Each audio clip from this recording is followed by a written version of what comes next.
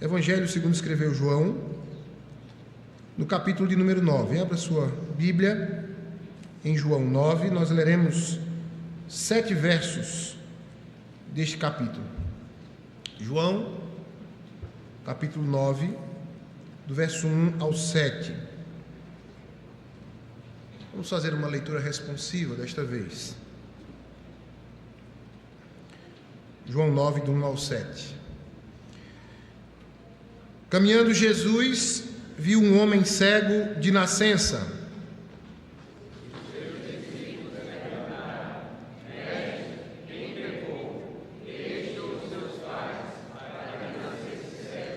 Respondeu Jesus: nem ele pecou, nem seus pais, mas foi para que se manifestem nele as obras de Deus.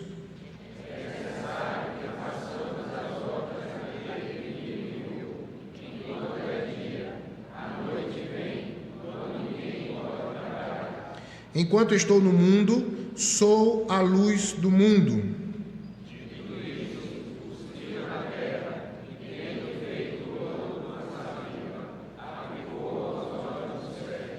Dizendo-lhe: vai, lava-te no tanque de Siloé, que quer dizer enviado.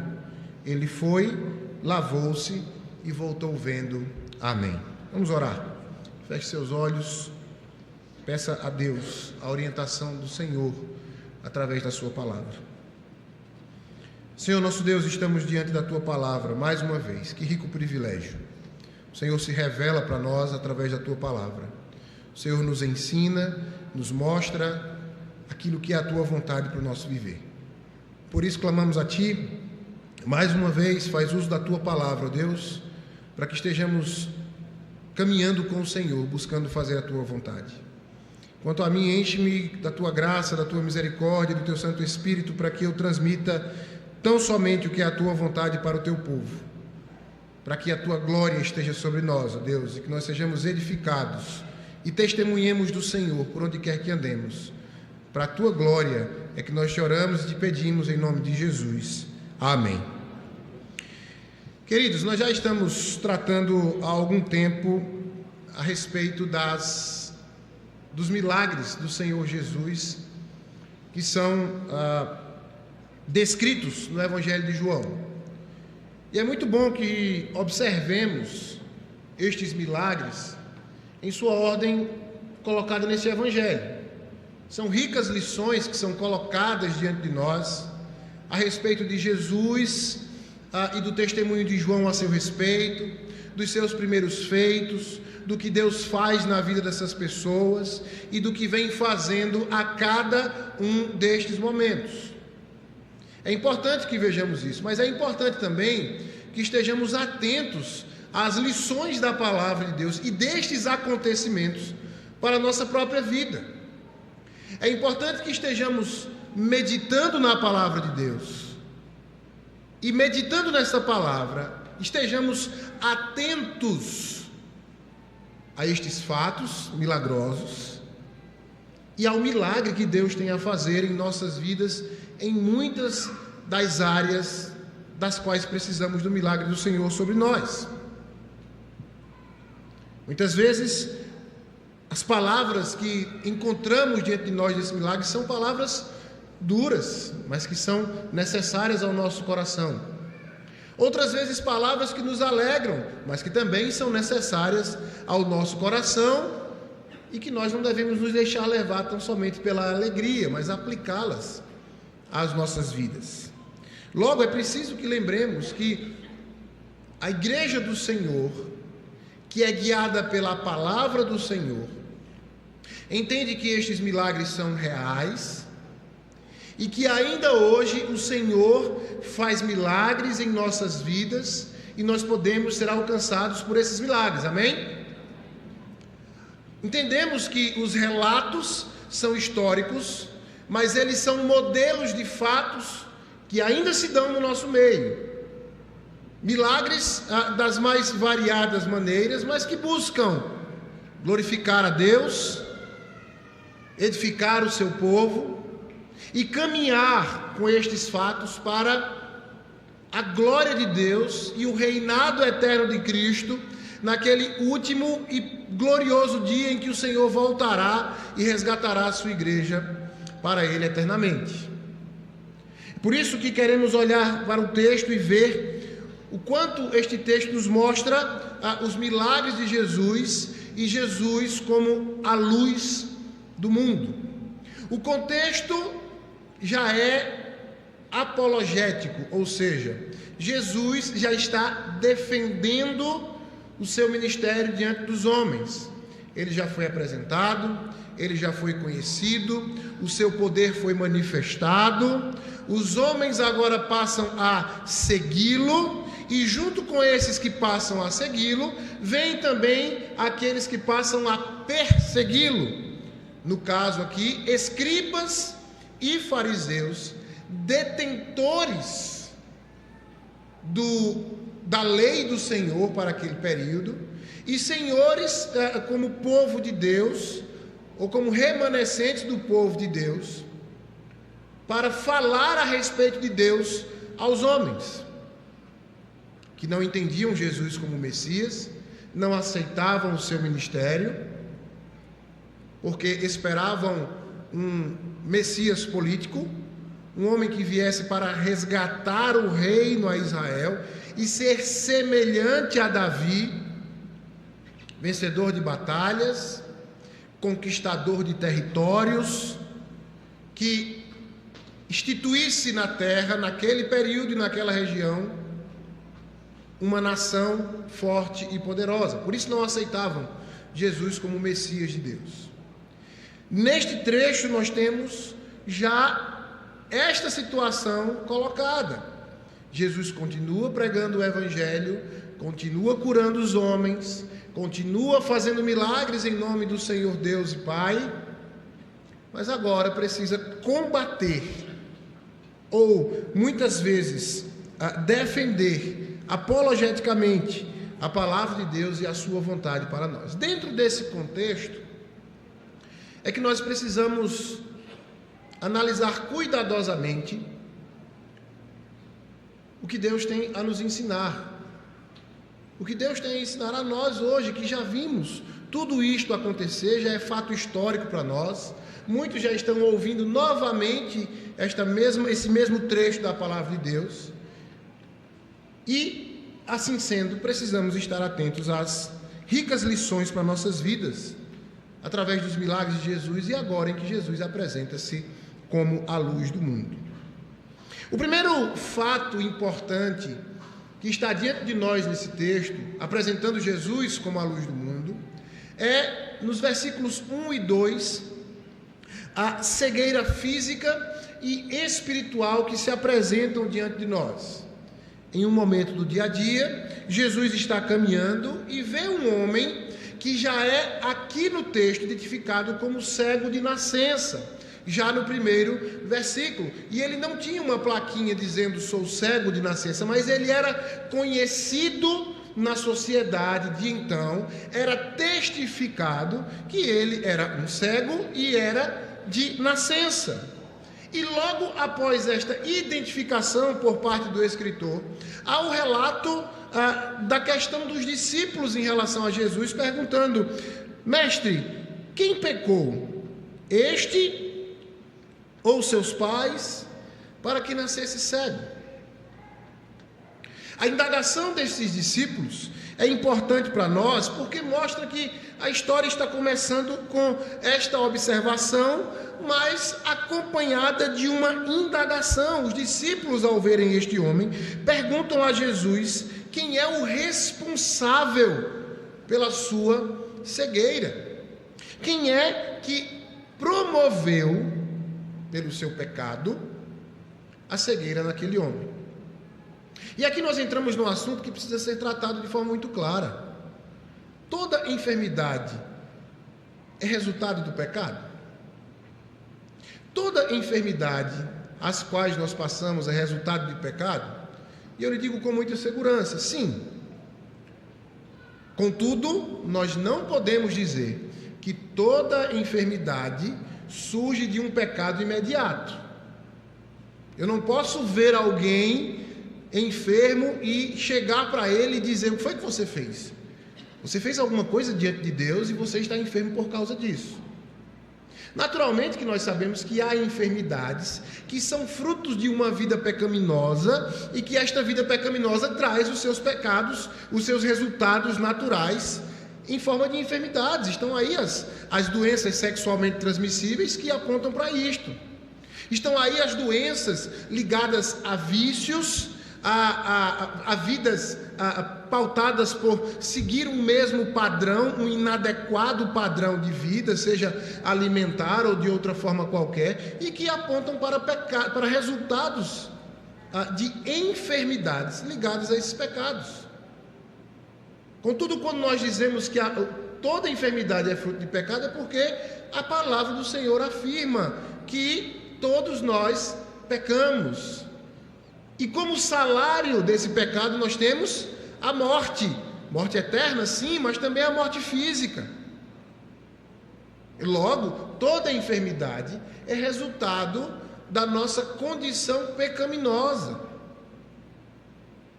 Mas a questão aqui, queridos, é que os discípulos estavam procurando alguém, seja o cego ou seus pais, para colocar sobre eles a culpa daquela enfermidade.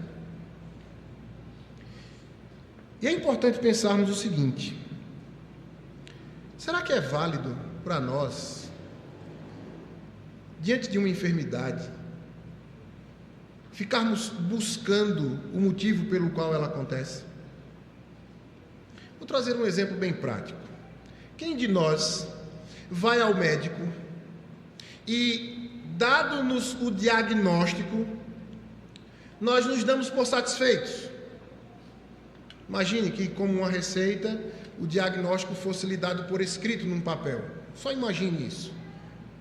Imagine você pegando este diagnóstico, colocando num quadro e pendurando-o no lugar bem visível da sala, porque naquele diagnóstico está a solução para o meu problema. Funcionaria? De forma nenhuma. É natural que é parte do processo de tratamento e cura que você saiba o que está acontecendo, mas a solução não está no saber o que está acontecendo, mas na medicação, no tratamento, na terapia, naquilo que vai ser usado para curar realmente. A preocupação desses discípulos estava em o diagnóstico. O que aconteceu para que ele fique desta forma? E aqui levanta-se um perigo muito claro.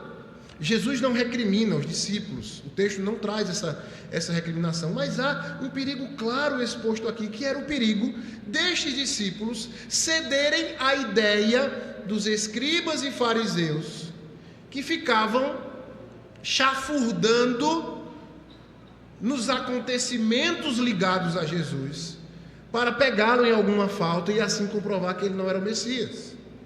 Os discípulos já começavam a demonstrar um comportamento semelhante ao dos escribas e fariseus. O que deveria ser uma busca imediata pela cura daquele homem, era na verdade um comportamento inadequado diante da enfermidade. Assim também, queridos, podemos ser nós. E como os discípulos, acabar apontando diante de uma cegueira física, uma cegueira espiritual quanto ao poder de Deus e às obras de Cristo Jesus para salvar o homem. Às vezes nós nos damos diante de uma situação em que Cristo pode fazer o milagre nas nossas vidas, em que Cristo pode mudar a situação de mal em bem, trazer cura, trazer libertação, mas estamos perdendo o nosso tempo com o bisbilhotar quanto aos acontecimentos que chegaram até aquela situação. E aí nos assemelhamos a escribas, a fariseus, a legalistas, tentando justificar acontecimentos e perdendo a grande bênção que pode vir de Deus através do milagre sobre as nossas vidas, cegueira espiritual. Olha o que diz o apóstolo Paulo em 2 Coríntios, capítulo 4, verso 3 e 4. 2 Coríntios 4, verso 3 e 4. Mas se o nosso evangelho ainda está encoberto, é para os que se perdem que está encoberto, nos quais o Deus desse século cegou o entendimento dos incrédulos, para que lhes não resplandeça a luz do evangelho da glória de Cristo, o qual é a imagem de Deus. Estava diante daqueles homens, queridos, a luz do evangelho de Deus, o próprio Senhor Jesus Cristo, que já havia feito alguns milagres, que eles já bem conheciam, no qual já se esperava outros e outros feitos miraculosos, mas eles estavam preocupados com o diagnóstico. Precisamos olhar mais para Cristo. Precisamos olhar mais para aquele que pode mudar as nossas vidas, curar nossas enfermidades, mudar nossas realidades e a do próximo ao nosso redor. Muitos estão cegos espiritualmente lá fora, e infelizmente aqueles que estão prontos a tratá-los, muitas vezes estão também cegos espirituais, porque não estão olhando para Cristo, a luz do mundo, o que pode todas as coisas. Este é um alerta que a palavra de Deus nos deixa nesses 2 primeiros versículos. Olhemos cada vez mais para Cristo enquanto tratamos daqueles que precisam da palavra do Senhor e precisam da cura e do milagre diante de Deus. Mas o texto ainda nos ensina algo mais. No verso de número 3 é trazida mais uma lição para nós. Vamos todos juntos ler o verso de número 3? Leiamos. Respondeu Jesus: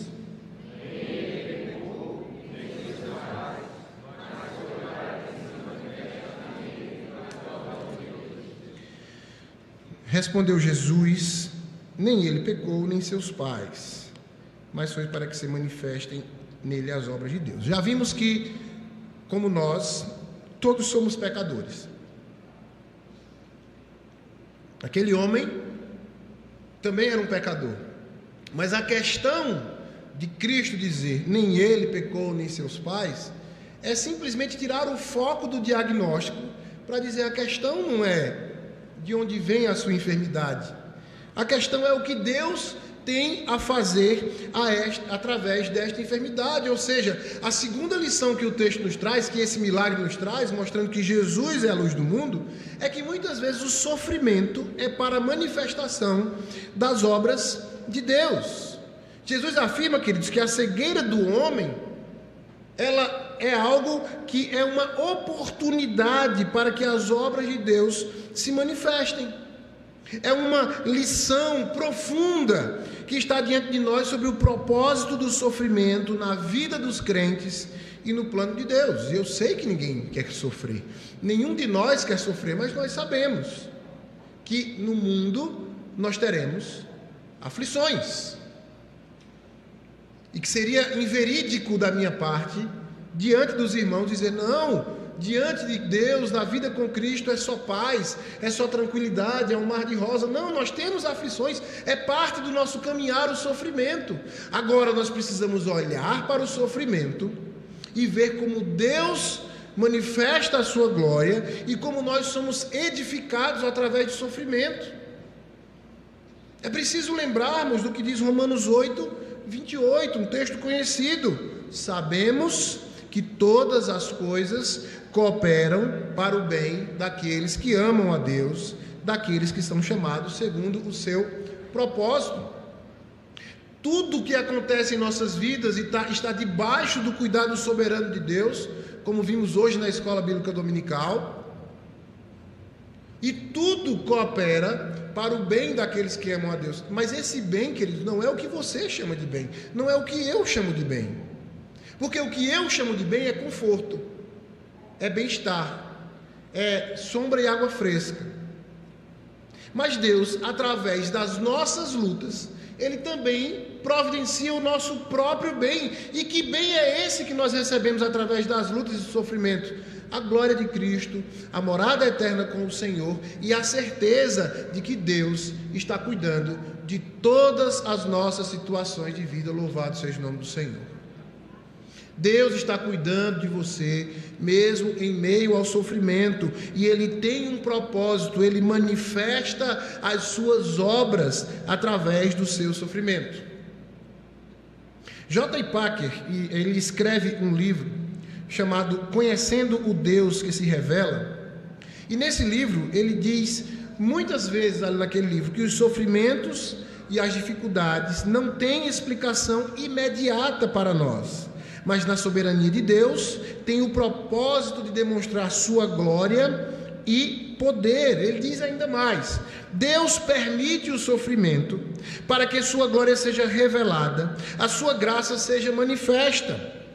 O sofrimento do homem cego, e aí ele comenta sobre esse texto, não era um castigo, mas uma oportunidade de ser parte do plano redentor de Deus.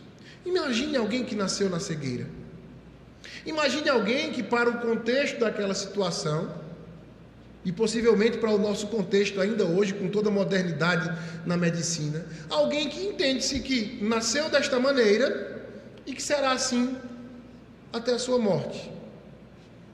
Mas imagine que, supondo que aquele homem soubesse, lá nos seus primeiros anos de vida, que haveria um homem que viria para que ele fosse curado, ele não só criaria uma expectativa quanto à sua cura, quanto a conhecer a luz e conhecer as cores e conhecer as imagens ao seu redor, mas imagine que ele pensasse: eu serei usado por Deus para glorificar o seu nome através da minha cura. Imagine o conhecimento, o suposto conhecimento desse homem a Deus, a ponto dele estar esperançoso para ser usado por Deus através da sua cura. Sabe, queridos, ser usado por Deus para aqueles que têm um relacionamento com Deus é algo maravilhoso. É maior do que uma cura, é maior do que um bem-estar.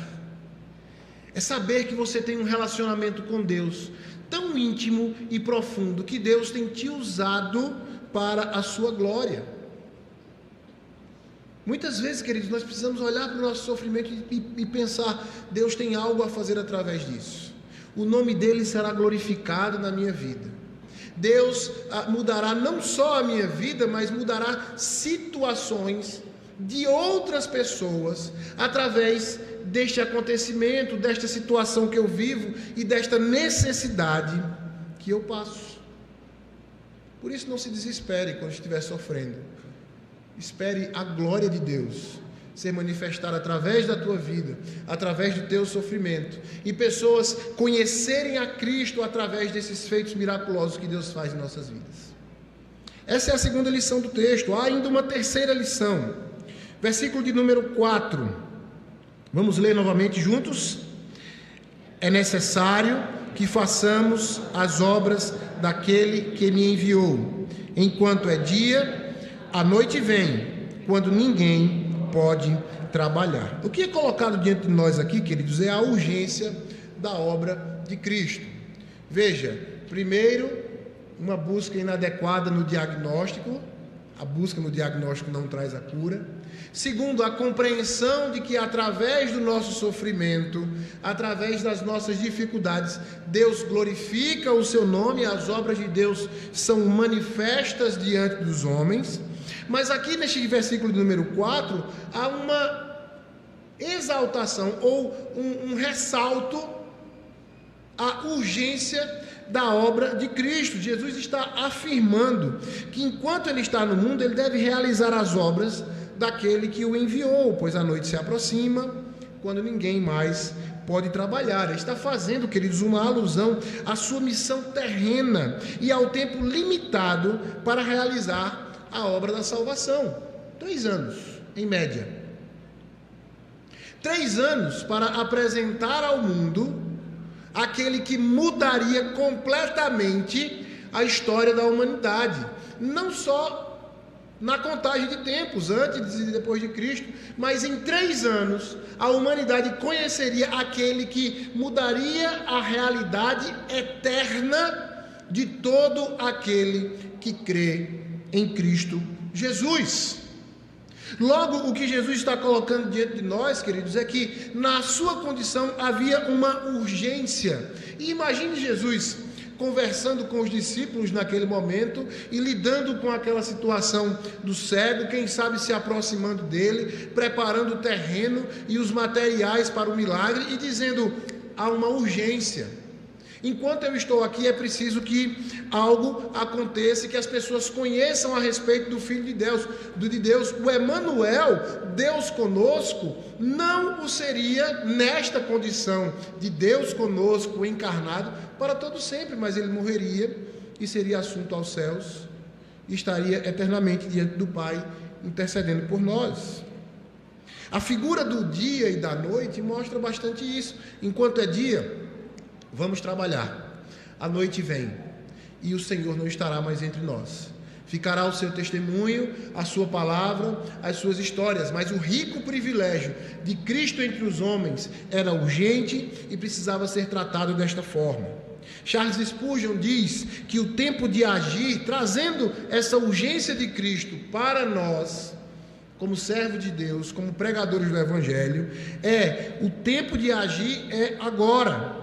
Enquanto estamos na luz, devemos trabalhar.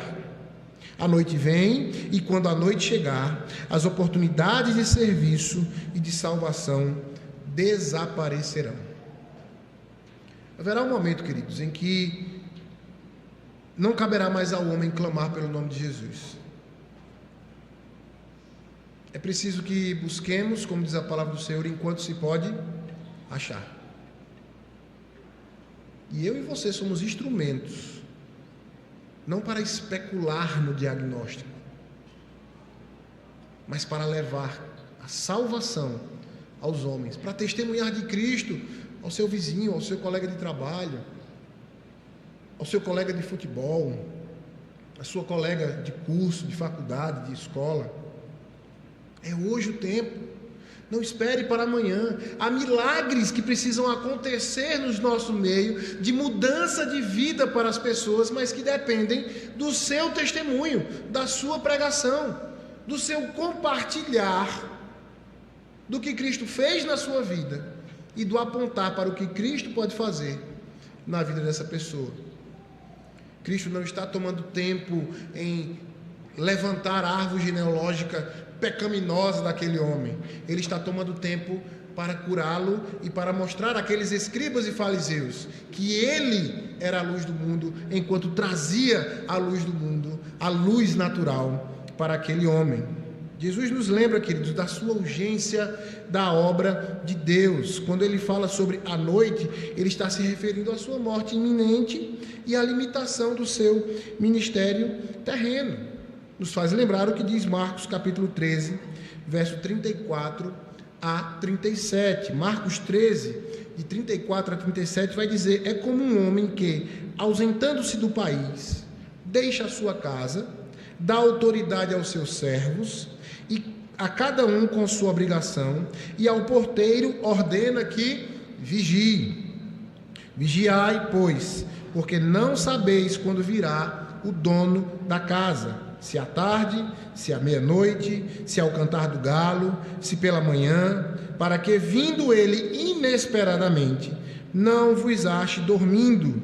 O que, porém, vos digo a todos: vigiai. E esse vigiai aqui, queridos, não é tão somente observar como faz um vigia, como faz um sentinela.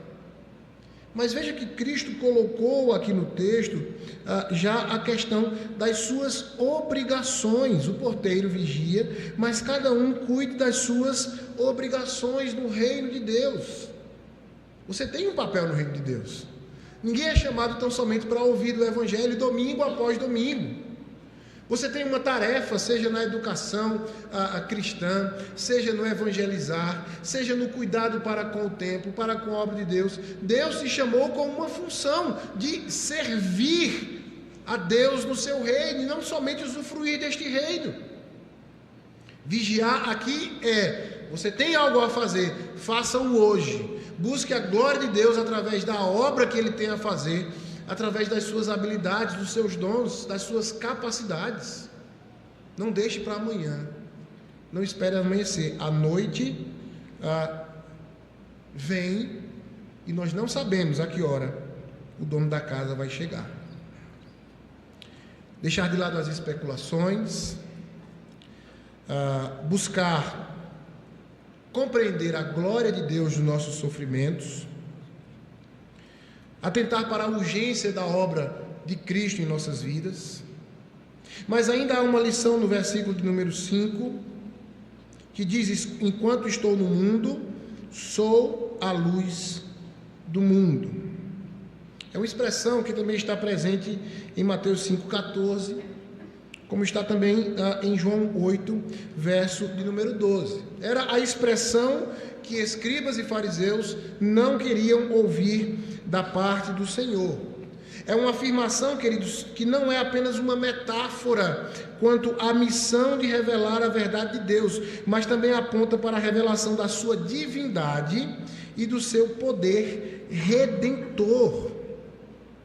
Cristo está dizendo, naquele ato de trazer luz aos olhos daquele homem cego, de que a humanidade, Ele mesmo em sua obra, traria a luz a respeito da salvação. Já citei João 8,18, ele diz assim: de novo lhes falava Jesus dizendo: eu sou a luz do mundo, quem me segue não andará nas trevas, pelo contrário, terá a luz da vida.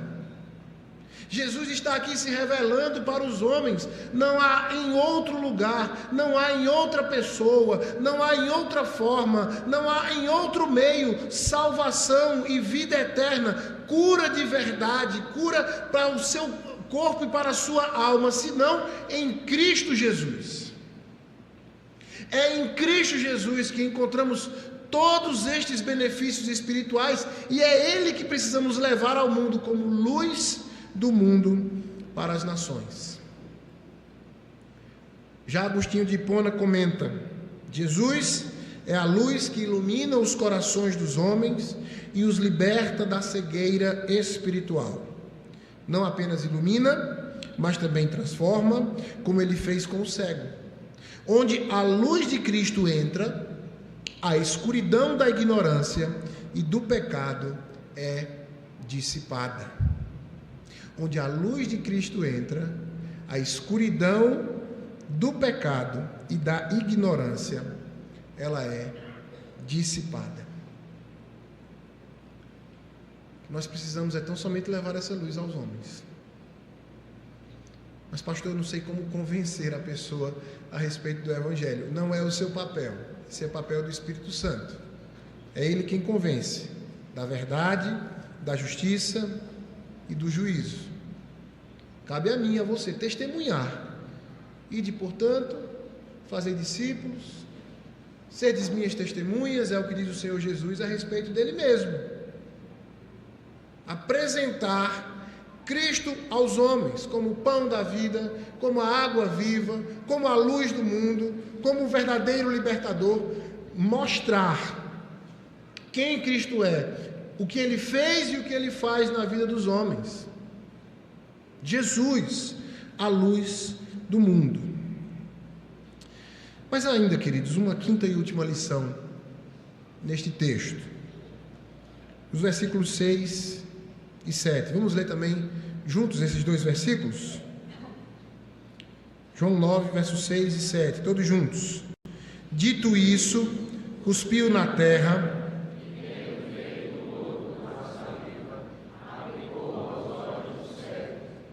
dizendo-lhe: vai, lava-te no tanque de Siloé, que quer dizer enviado.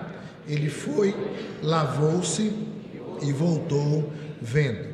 Agora, queridos, a história conclui-se para nós nessa noite com a cura do cego, com como Cristo fez para que este cego fosse curado. Naturalmente que muitos intérpretes da Bíblia olham para esse versículo e nos mostram que Cristo faz uso de elementos naturais do nosso dia a dia, terra, saliva, e produz essa lama, esse lodo, e coloca sobre os olhos daquele cego, e ele é curado através deste feito de Jesus. E aí muitos dos intérpretes vão nos lembrar, com razão, de que Deus usa os meios ordinários para que o milagre aconteça em nossas vidas. Não siga a ideia de alguns que ensinam que eu preciso deixar, que você precisa deixar todo o tratamento, todo o medicamento, toda forma humana de tratar e confiar tão somente em Deus, porque Deus vai te curar e Deus vai fazer o milagre. Ele pode fazer e Ele faz como Ele bem quer, não é isso que estamos discutindo. Mas Deus colocou no coração e na mente dos homens sabedoria para descobrir plantas medicinais, para descobrir tratamentos, para descobrir a medicina através das químicas e tantas outras formas que Ele usa como meios de milagre ordinários para nós sermos curados. Mas acima desta questão da lama, da terra, da saliva que está aqui diante de nós, está a questão da cura através da obediência. Cristo faz o que é colocado aqui no texto e diz àquele homem para que ele vá se lavar do tanque de Siloé. E não é à toa que o texto aponta para nós o significado do nome Siloé, que é enviado.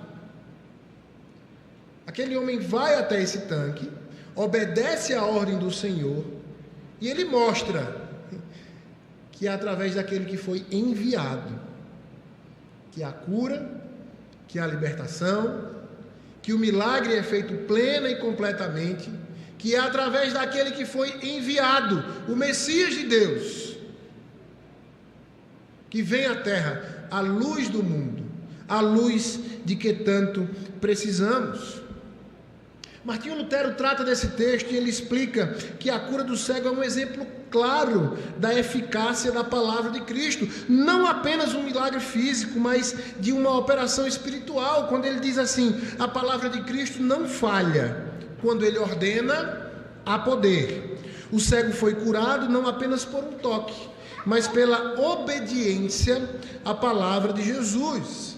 Assim, ele continua, assim é com todos nós, pela fé e obediência à palavra de Cristo, somos curados espiritualmente. Sabe o que é que ressalta-se no texto para nós aqui, queridos? Que para sermos curados, precisamos obedecer à palavra de Deus. Quantos são de nós que estão buscando cura, milagre, mas não estão preocupados em fazer a vontade do Senhor? Quantos são de nós que estão atentos à mensagem, que acham lindo, bonito, que é tocante, que é emocionante? Ah, como foi bom, como restaurou as minhas energias, e como eu tenho uma nova semana pela frente depois de ouvir tudo isso. Mas começa a segunda-feira e Deus, a sua palavra, Cristo Jesus e a sua vontade ficam no domingo. São guardados na gaveta como uma lanterna desligada, para quem sabe ser ligada novamente no próximo domingo. Obedecer é o que eu e você precisamos. A exemplo deste cego, obedecer a Cristo Jesus. Imagine as indagações que poderiam vir à mente e ao coração desse cego. Eu tenho uma vida todinha de cegueira. Aí vem esse homem. Não chamei por ele, porque o texto não mostra Cristo chamando por ele, ou ele chamando por Cristo, perdão, melhor dizendo. Não chamei por ele. Ele vem a mim, conversando com os seus discípulos, aplica algo nos meus olhos e me manda ir a um tanque se lavar. O que é que está acontecendo? Com certeza aquele homem já tinha ouvido a respeito de Jesus. Com certeza ele já sabia a respeito dos seus milagres, dos seus feitos. E ele já tinha observado que era preciso obedecer a Cristo, obedecer à palavra do Senhor. Está diante de nós, queridos, um desafio de obedecer à palavra do Senhor, mas também um desafio que é acompanhado dos cuidados de Deus. Ele sempre está conosco, todos os dias, até a consumação dos séculos. Nós temos o chamado para obedecermos à palavra do Senhor, mas temos garantias de cuidado, de proteção, de acompanhamento e da mão do Senhor nos guardando de todo mal. Portanto, você espera um milagre na sua vida? Obedeça a ordem do Senhor. O grupo de louvor já pode vir aqui para frente. Obedeça à vontade do Senhor. Aplicando esta mensagem, queridos, ao nosso coração, é preciso que entendamos. Primeiro, não deixe que a cegueira física produza em você uma cegueira espiritual. Não deixe que os diagnósticos e as condições sejam maiores do que o poder de Deus através de Cristo Jesus na sua vida. Em segundo lugar, lembre-se de que o sofrimento também é instrumento para a manifestação das obras de Deus. Peça a Deus para que não haja mais sofrimento, essa é a nossa oração. Mas enquanto padece, lembre-se de que Deus é glorificado através do nosso sofrimento. Terceiro, a urgência na obra de Cristo. Muitos, não são poucos os cegos que estão lá fora, esperando tão somente ouvir a respeito de Cristo Jesus, a luz do mundo sobre as suas vidas. Quarto lugar, em um mundo de trevas, Jesus é a luz do mundo. Em um mundo de trevas, Jesus é a luz do mundo. A primeira e melhor opção que eu e você temos a usufruir e a apresentar aos homens é Jesus como a luz do mundo para as nossas vidas. E por fim, se você quer ser curado, um dos passos principais é seja obediente à palavra do Senhor. Seja obediente à voz de Cristo. Em João capítulo 9, do verso 1 ao 7, nós vemos o exemplo de como a cegueira física serve como um símbolo da cegueira espiritual que todos nós experimentamos até encontrarmos a luz em Cristo Jesus. Jesus está usando esse milagre, queridos, para nos ensinar sobre a obra redentora de Deus e a importância da obediência à sua palavra. Que Ele tenha misericórdia de nós e nos abençoe mais uma vez. Amém. Vamos ficar de pé e vamos louvar ao Senhor nosso Deus.